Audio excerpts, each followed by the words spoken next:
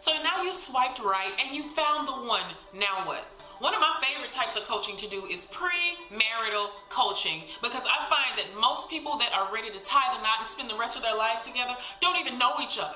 And I get to be the one to tell them to slow down. Before you tie the knot, I've compiled a list of questions to help you and your mate get to know each other a little bit better, or to possibly save you from making the biggest mistake of your life. During the first 6 months of the average relationship, you're still dating one another's representative, so you really don't even know who this person is, and they don't really know who you are.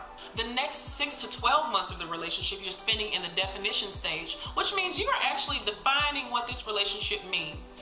We run into the problems because we start doing real relationship things in the first 90 days. That means you've already probably stopped using condoms, you're saying I love you, you have a key to one another's place, you've changed your relationship status, all the while you don't really know what you're getting into or who you're getting into it with. Here's a few things you should consider, or here's a few things you should ask your mate. How you guys resolve conflict as a couple is probably one of the most important things you should consider.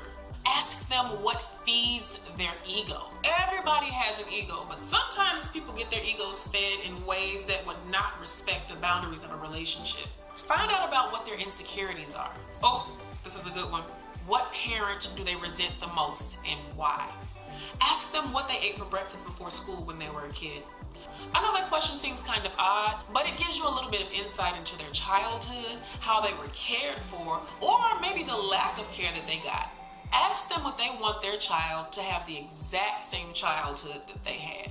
And I spend a lot of time talking to people about their childhoods because that's typically where our trauma starts. Oh, baby, and that childhood trauma, it'll get you every time if you don't handle it.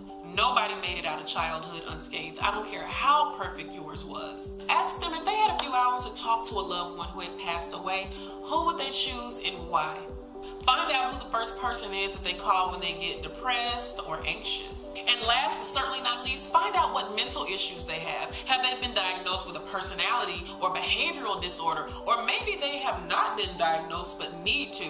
Speaking of mental well-being, if you're interested in learning more about narcissism or borderline personality disorder, I talk a lot about that. I have a lot of info on my blog, and I make a lot of videos on those two in particular because I find that they are often misdiagnosed or not diagnosed. But truth be told, everybody's on the spectrum a little bit.